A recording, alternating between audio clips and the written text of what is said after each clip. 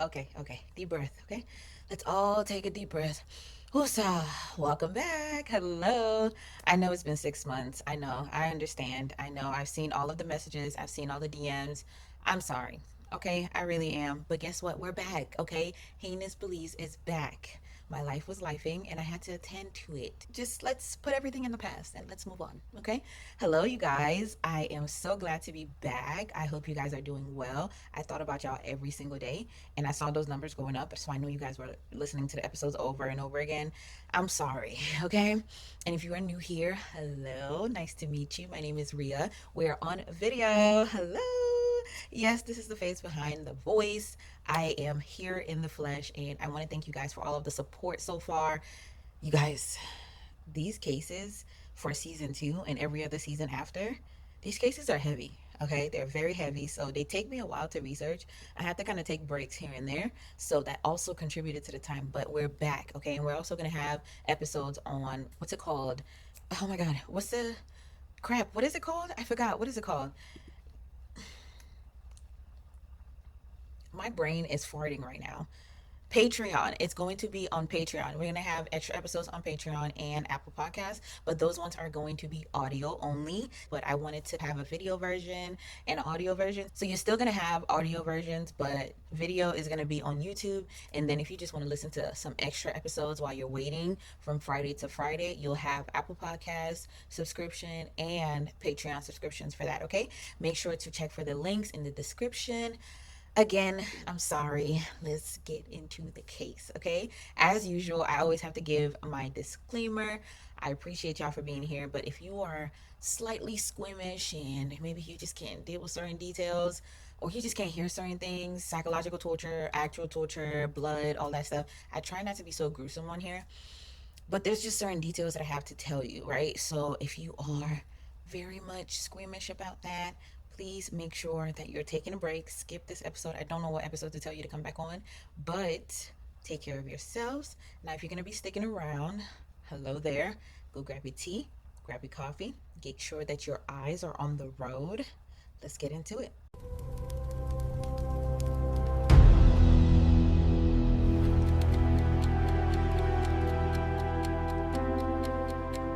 So, today we are going to be talking about one of the deadliest cult related tragedies in modern history. And depending on where you are, where you live, you may have heard about this story, but you may have never heard about this story. So, this story happens in Kenya, and the case is actually still going on in a courtroom in Mombasa as we speak. There's, I think, appearances that are set up for July, right? So yeah, the case is still going on. All right, so I want you to picture Malindi. This is a beautiful coastal town in Kenya. White sand, turquoise water, tourists everywhere. A mix of Swahili culture and old colonial Italian influence because there's this huge Italian expat community and they're still colonizing, of course, but it is paradise, okay? It is a very nice place to be if you're going on vacation. But in the 1990s, there is a man that came into that area and caused havoc. His name is Paul Ntenge McKenzie, and he was born around 1973 out in Machopos County. This is like kind of a coastal county. It's on the coast, and nobody in his family remembers him standing out really. His own brothers later tell reporters that growing up, Paul was very shy, right? He was pretty much like a fly on the wall. He was never flashy, never loud, and he was very obedient, right? Fairly generous. He goes on to attend Mawela primary school and goes to secondary school as well, not the same place, but a different school. And at some point, he moves to Mombasa to live with an older brother and eventually landed in Malindi. So he kind of moved from different places. In Malindi, he picks up taxi driving to make ends meet pretty much, right? So he does that till about 1997. He started attending church on weekends while driving this taxi, and he would also go during the week. He was worshiping at a local fellowship, and then by his own revelation, he had this moment. He had a calling, okay? The Lord has spoken to him, and God was telling him directly that he was chosen. He wasn't just driving taxis anymore, he was preaching now, full time preaching. He founded a church called Good News Church. You could shorten it as GNI. A lot of the followers just refer to it as that. So in Malindi is where he starts this church. Now, I want to pause here because this is the part where it's not obviously evil yet, right? In the the beginning, Mackenzie was just a preacher, right? He was charismatic. People who knew him pretty much loved him, right? People never really saw anything wrong with him in the early years and later on. He was a dynamic speaker and he built branches of these churches by said charisma. So he put together media operations, a TV channel, a YouTube presence. He was broadcasting these sermons out to people all over the world, okay, who had never stepped foot in Kenya, who had never stepped foot in his church. They didn't know who this man was, but he was being broadcasted everywhere. Okay, this man had so much reach that a lot of people didn't even know who he was, but they believed everything that he said. Now, for his personal life, though, his personal life was already carrying weight that I think matters for understanding what comes after. His first wife died very young and left him with two children. He remarries in 2012 a woman named Joyce McKimba, and they were together for a while and they had four children together. And then in 2017, everything started to break down publicly for the first time. That year, Mackenzie and Joyce were arrested and charged for running an unregistered school and pretty much radicalizing the children that were enrolled there. And he had been teaching that formal education was ungodly, right? Pulling kids out of actual school and putting them in this made up organization schooling that he had. They were denying medical care, and some of the children died actually. So 93 kids were pulled out of that group by the government. And that year, after the tips from the children were talking about this. Children were rescued from the organization, but a lot of other children died. So Mackenzie and Joyce were eventually found guilty, but on the unregistered children charge, not for murder, okay? The radicalization charge, they were acquitted of as well. The fine was about 20,000 Kenyan shillings, so about $150. Now, I just want us to sit with that for a second, okay? Just sit with that for a second. Children died, and he only had to pay $150. Okay. Anyway, after the arrest, Mackenzie eventually loses his wife, Joyce. The Kenyan Senate is saying that her death is suspicious, but they don't really know what happens, right? So we just can't pin down the cause of her death right now. But Mackenzie buried her on the church property in an area called Foronzi. I think that's how you say it. So he goes on to marry a third wife named Rhonda Mumumba. And this is where the sermon starts to change, guys. Multiple people close to him, including a former pastor named Titus Cantana, who was one of his right hand people, eventually breaks off from this. And he says that towards the end of the whole thing, before he leaves, Mackenzie stopped preaching about prosperity. He stopped the whole evangelical thing and he starts preaching about doomsday stuff. He starts obsessing about the end times. He was only doing doomsday material. He was just really engulfed in this whole end times thing. And almost every sermon was about the end times. So Katana later told reporters that he genuinely didn't know what got into Mackenzie, right? But he got out of there. So investigators who later went through the Mackenzie group materials, all the things that are in their house and all that stuff, found that Mackenzie had drawn heavily from someone else's teachings. His name was William Braham, and pretty much he had this message, and it was that the church traditions were built around the idea that the end of the world was imminent, and that mainstream media, mainstream institutions, schools were pretty much corrupted, and they had to do extreme fasting, they had to do purification rituals, and Mackenzie folded that into his own sermons. So he would pretty much get from that book everything that he read, and he started preaching that the Catholic Church and the United States government and pretty much the United Nations were using tools as the Antichrist to pull people away from Jesus. So he had a song about it. He actually called the song Antichrist. So smart.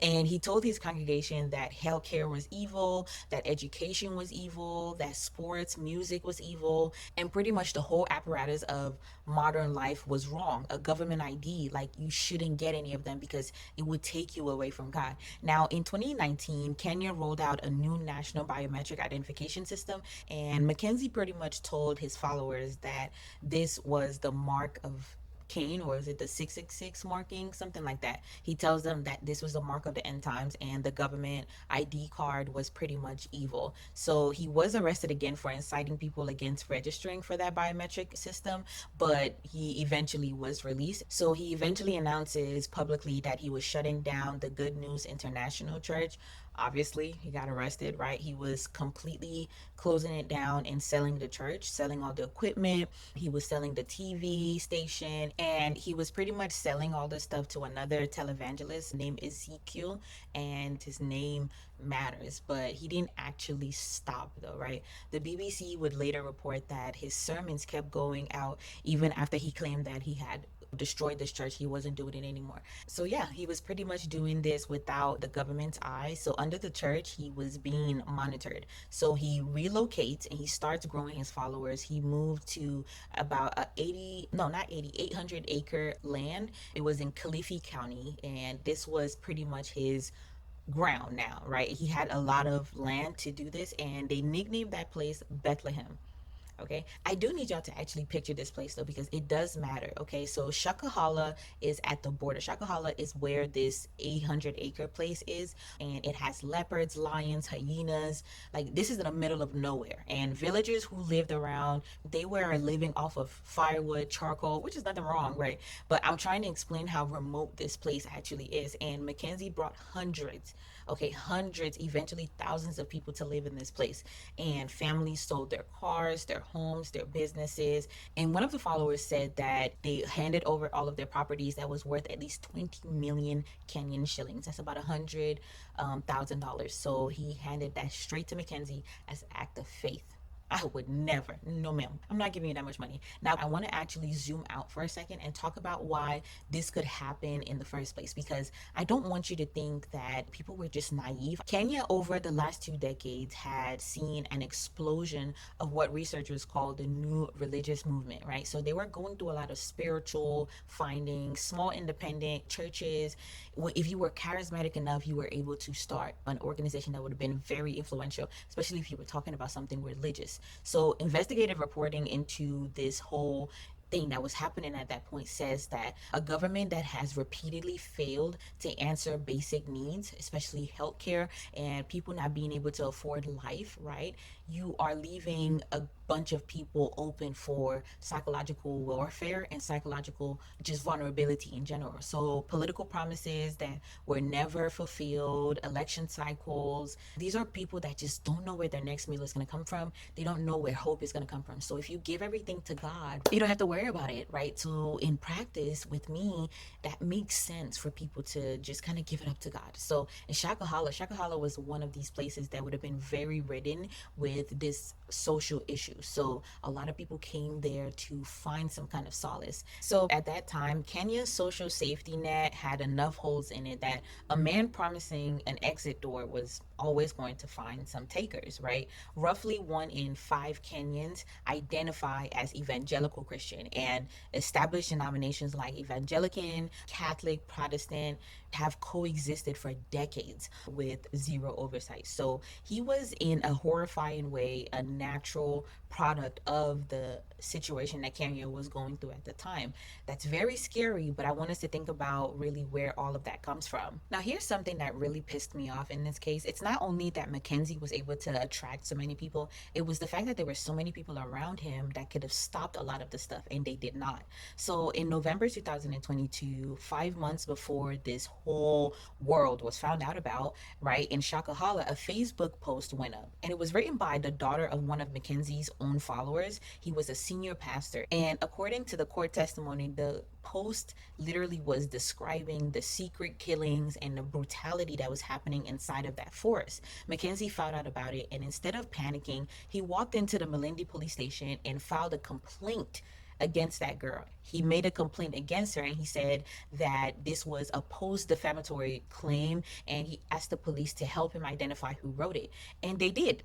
Okay, a police sergeant testified in court that he was personally tasked with tracing who made this Facebook post. And at Mackenzie's request, they did. The whistleblower, this child that reported what was happening, had to pretty much become isolated. They had to go find her and they had to take her up for the claim of defamation for all of the mass killings. The one thing that might have stopped all of this nonsense from happening before it became mass graves and mass killings, right? This one complaint starts to be investigated as a defamation claim. Okay, so the Kenyan Senate was backing this investigation as if it was a defamation claim and not that a child had repeatedly complained about these brutal things that were happening in this forest, right? They had so many red flags, so many red flags. But it gets worse, okay? It gets worse because this was not the only warning. A Kenyan human rights organization called Haki Africa, they had also been tipped off by a lot of people that were coming to the police, and a lot of Mackenzie's activities were already being reported. Meanwhile, inside of the forest, this doctrine was being even pushed harder, right? It was something that was still operational. Survivors and deflectors later described that there was so much fasting. There was a fasting schedule, a literal structure to starve children to see who would die first, who would starve first. And then the women, the men, Mackenzie and his family were the last group to go, and if at all, right? They probably won't even do it, right? Then in March of 2023, two children died. Two children, a boy named Seth and a girl named Eva Bra, but their own parents had been instructed to make them fast. These are children. They were starving children. So the parents of the children were the ones that told them that they had to fast, and then eventually they just succumbed to starvation. Now, the grandfather says something to reporters that Mackenzie had told the family disasters were coming and children shouldn't be given food until they died, and that his grandchildren died in those weird circumstances. That's what he called it, weird circumstances. Mackenzie eventually does get arrested, but he was arrested for a little bit, briefly. He was released and he had about 50,000 shillings to pay. I'd be wanting to say $1,000, but 50,000 shillings. And he was pretty much out the same day. A man in Nairobi walked into the police station and reported that his wife and daughter had traveled to join Mackenzie's ministry and over in Kilifi County had not come back home yet. So that reporter is what finally cracked the whole case open. If that reporter had never said anything, they still would have carried on after releasing this man as if he did not just kill people, he killed children. He starved children to death.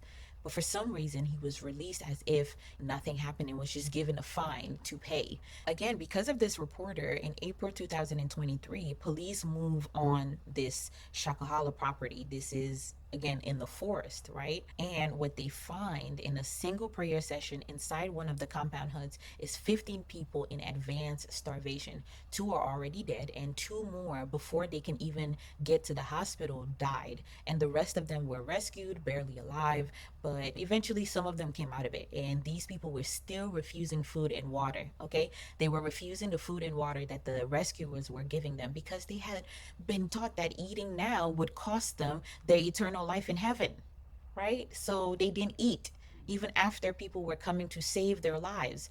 Again, Mackenzie gets arrested in April of 2023 and pretty much has a lot of details, a lot of things that were found there, a lot of the people that died were documented again. And within a week, April 21st, police stormed a wider area that had been found, and they found two more bodies inside of a fence compound. And over the following days and weeks, the numbers keep going higher. They keep finding more dead people. They keep finding more children that are starved. 26 bodies were found after they had found the 15 that were already in the room, right? Let's talk about how this death toll literally climbs and climbs. So by April 24th, we are at 73. Okay, let's talk about how these numbers just fucking climb.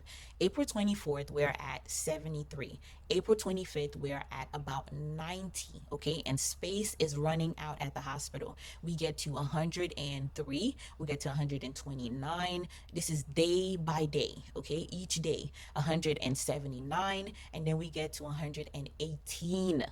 Okay, now 318 by September 2023. April to September, we get to 318 bodies. And then we go to the forest, more acreage, and the local reporters get to 200 dead children. So at this point, we are at 200 dead children. And at the peak of the search, we get to over 600 people that were reported missing, meaning the true death toll never fully gets known, right? So that means that we don't even know how many people really died, okay? Because over 600 people and counting, they still don't even know how many people are out there, right? And here's something that really made me pause.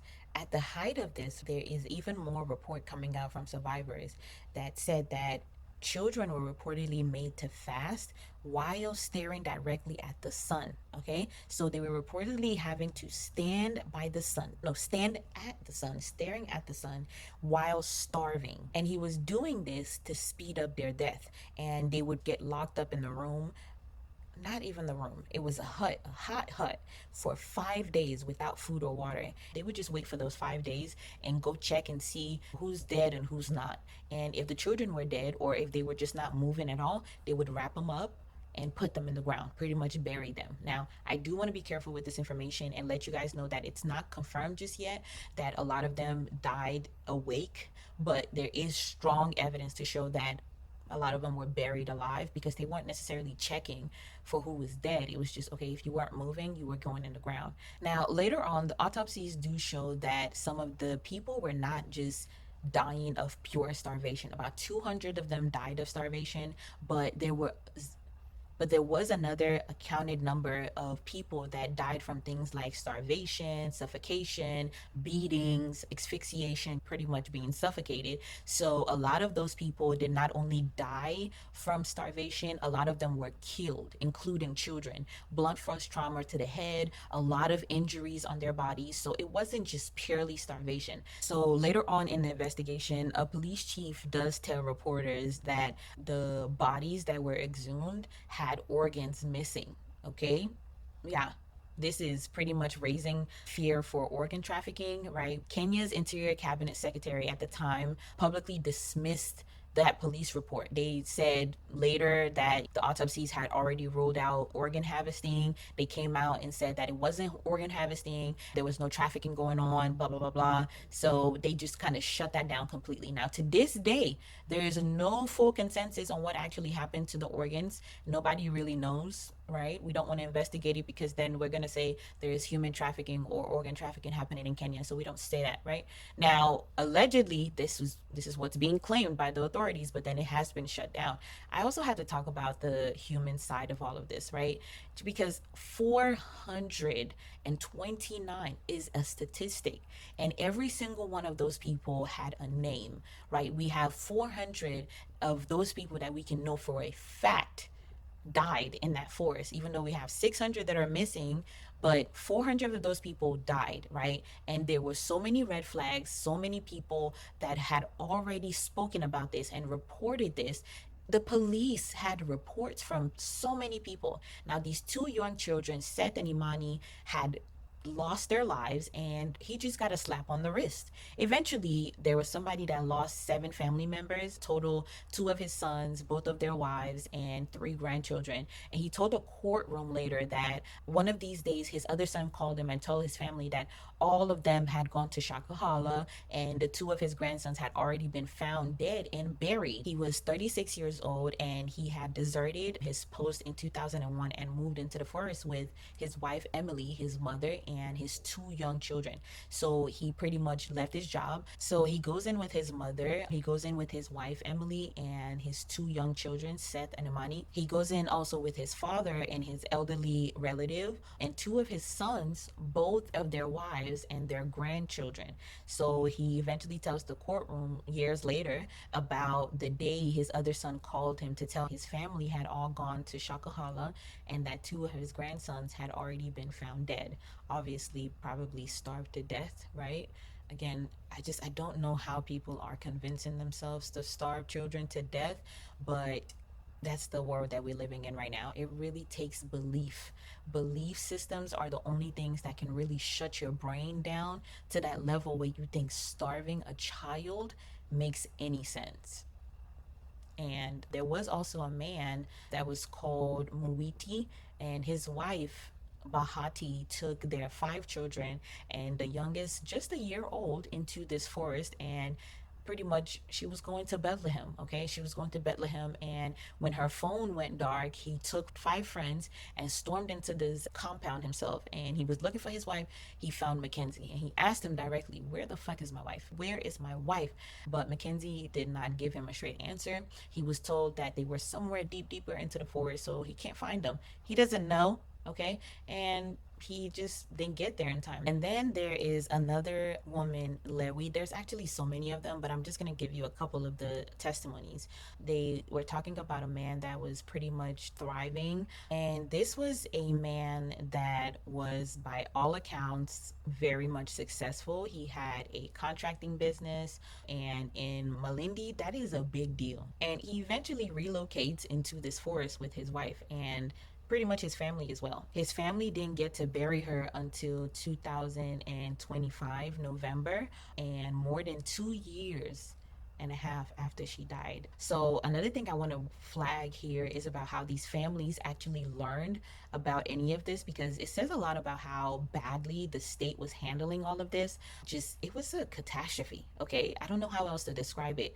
Many of these police officers just never got back to anybody. One of the fathers, Suleiman, described going door to door, literally going from one television station to the other, trying to find his children. Another man, Titus, said that he learned about his family members were dead, and not from an investigator, but from a police call with his surviving son, who was simply told, matter of factly, that two of his grandsons had been found dead and buried. Okay, there was no formal notification system, there was no victim liaison, there was nobody to go and deliver this message, just relatives left to piece together what happened to their family members and try to figure out what the hell happened. So Jesus is not revealing this to them. God is not telling them anything. We just have a bunch of people having to figure out what happened to their family. 9 days after Mackenzie gets arrested, a second pastor was taken into custody. Remember Ezekiel, the teller evangelical, whatever the fuck? Y'all remember Ezekiel, the televangelist? Remember him? Yeah, brother in Christ. Mackenzie pretty much sold all of his equipment to him, right? And he knew what was happening pretty much. Shakahorror and investigators opened an inquiry into whether some of these bodies had ended up being moved into the Shakahorror graves, or if these people were organizing, and over 100 of his followers were evacuated from the church grounds for questioning. Officially, authorities had never fully confirmed how deep the connection went with both of them, but there was just a lot of intersection. Like, a lot of his members would go to the Shakahorror place. There were reports of death at his church as well, and a lot of the people that were in his congregation were moved to Shakahorror for questioning, and a lot of the people that were also attending his church was going to Shakahorror. Now, a lot of people, a lot of bodies ended up being moved. So we don't know if some of the bodies from his church ended up in the Shakahorror grave. So there's a lot of confusion about that. But officially, authorities have never fully confirmed a connection between the two. But these are just two pastors that were doing pretty much the same thing. And there were dead bodies found at their congregation. So that's the only connection that we have right now. But I also want to talk about the scale of what we're talking about here today, right? The scale of this crime. Now, I want us to just understand that this was a multitude of people that were convinced to starve themselves. Please continue to think about that before you even start to tell me about how people should be allowed to believe what they believe. I just want you to sit with that. That children were made to starve themselves. Children were not only made to starve themselves, they were made to stare at the sun to speed up this process. Do you know how hungry you get after 5 days? I just, I can't fathom the pain that children, I don't care about the adults at this point, because at that moment you're just making a conscious decision, right? But the children that have to succumb to this nonsense, they didn't do nothing to you. They're so innocent. All they're doing is wanting to live life, and all you're doing is making life harder for them because of a belief that you have.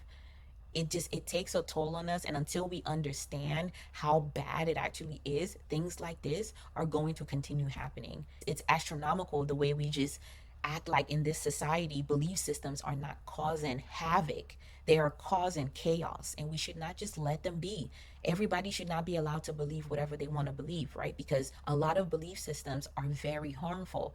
Belief systems are harmful to your brain altogether, but that's a whole nother conversation I'm going to have with you guys. But I want y'all to really sit and think about what this means for our society, for over 400 people to be convinced to starve themselves. What kind of world are we living in? So, Mackenzie and his cohorts are now facing terrorism related charges, and they are pretty much hitting them with the book.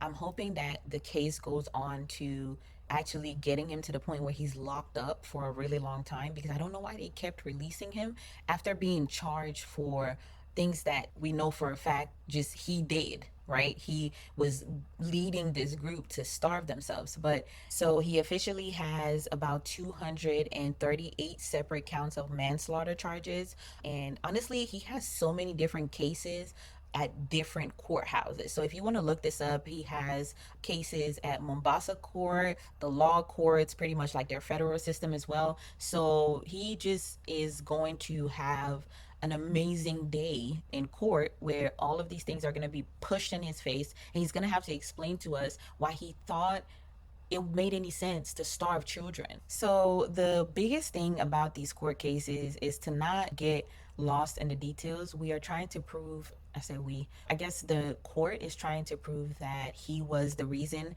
why these people felt the need to starve themselves. Now, in April 2026, the High Court Justice Diana ruled that the prosecution had built a very strong case, a strong enough case to stand 30 of the accused people into trial, and they needed to go ahead and defend their murder charges. Now, in her ruling, she said something that really stuck with me. She said, "What remains an issue at this stage is not whether deaths occurred, it's about the fact that we're trying to prove if he was responsible for it." And that's the part where I'm like, I really hope this case doesn't fall apart. I really hope that he doesn't find some kind of loophole. But he has at least 96 people that are being accused with him. Okay, so Mackenzie included. I'm really hoping that they have a strong enough case to not let this man back outside. Mackenzie has said he plans to call 20 witnesses. Okay, so with 20 witnesses, I'm not sure how they're gonna prove that he didn't cause this, but I just don't want to hear it. Okay, so the defense is starting July 17th, so they should have already started by the time you see this episode. Now, again, I'm holding my breath, right? But I really do hope that eventually he gets what should be coming to him, right? I am a very weird advocate for the death penalty, but I know there's a lot of nuance to it. My argument is just a life for a life, okay? And he doesn't have 400 lives to give, so and I'm honestly saying that because this man does not stop in prison. Okay, prison is not enough. He goes into prison, right? Mackenzie went into prison in 2025, and authorities literally discovered a whole new set of graves in a village. So even after all of this is happening, there's still people dying in the village of starvation because of this man, and at least 52 more people died. They were still believing in this. These are remnants of Mackenzie's outlaw churches where people were still wanting to just wait, who survived and fled Shakahola and simply relocated. While all of that was happening, they were still alive, still thriving, but they were still getting messages from Mackenzie while he was in prison. They're pretty much speculating that he was still directing them to starve themselves from prison. Now, another one of the survivors described in court that one of the people that were still working with Mackenzie had persuaded her family to move to Kwabanzaro, and they had arrived, handed her a mobile phone, and so she was supposed to be speaking to Mackenzie that was in prison, right? So that's how they're kind of speculating that he got to a lot of these people. This is a maximum security prison, by the way. So the witnesses said that he instructed her to pretty much start fasting over the phone call. And again, I don't know how someone in prison convinces you of that, but we listen and sometimes we judge because I don't understand this. And this is a man running a starvation schedule from inside bars. His legal team has consistently argued that the deaths were a result of voluntary religious fasting. Okay, this was not him. This was voluntarily done by these people, even children. The children were volunteering to die. Now, this story was just so heavy for me because of the magnitude of just, I don't know. I don't even know what to call it. Neglect?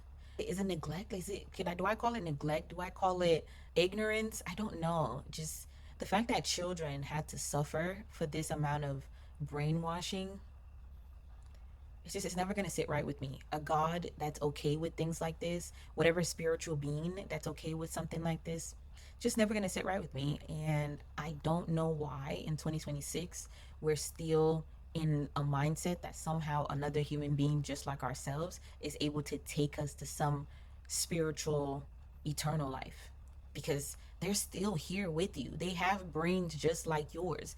How do you trust them to be the ones to lead you to an eternal life? And then why do you have to starve yourself to do it? If this God is so powerful, tell him to snap his fucking fingers. Tell him to do it easily. Tell him to, hey, you want to go to sleep and maybe not wake up, instead of having to starve children to death. You guys are using poison. You're using things that people have come up with in real life to get you to a spiritual place. Starvation is in reality. Poison is in reality. Fire is in reality. But somehow that's what's going to take you to this spiritual world that you have no evidence of. It's never going to make sense to me. So yeah, guys, that is the end of the episode. I will be here again next Friday. I appreciate you guys for hanging out with me. This was a heavy one for me. I don't know if it was heavy for you. Not so gruesome. We do have details of a lot of beating, suffocation, and all that stuff, and starvation, and all of the things that these children had to endure. I really do hope that you guys were able to think about this episode without internalizing too much of it. But I want you to just put yourself in that situation and think about what that would look like for children to starve to death for days on end because of a spiritual journey. That's just not okay. It's never going to be okay. And a God that's okay with that, I just don't want to have anything to do with, right? So yeah, guys, I hope you guys come back next Friday. Again, if you want bonus episodes that are not on video, you're not going to see my beautiful face, please go ahead and subscribe on Apple Podcasts and Patreon, whichever one you would like. And there's going to be some audio episodes on there for you to listen to before next Friday. You guys have a good rest of your day. There's a lot of help in the description box, so make sure that you guys are utilizing that, even whether it's calling a hotline or going on one of the websites. Please make sure that you guys are using the resources, because just a lot of stuff that we think we're going through on our own, so many other people are going through as well. So I think the isolation has to be one of the first things that we do to not feel like we're going through this special journey, right? Because then just everything that's told to you from there on out is romanticized. Whether it's harming you or not, you really don't care at that moment, right? Because you've already bought into the illusion. So yeah, guys, please make sure that you're using these resources and take care of yourselves. There are also some philanthropic links at the bottom as well, or in the description box, wherever you are. Please make sure to donate if you can. I am affiliated with a lot of different philanthropic organizations. I work for a philanthropy organization myself, a nonprofit organization. It's called Mutual Aim. So I would love y'all to please support us, the work we do. And yeah, I love you guys. Have a good rest of your day. Bye.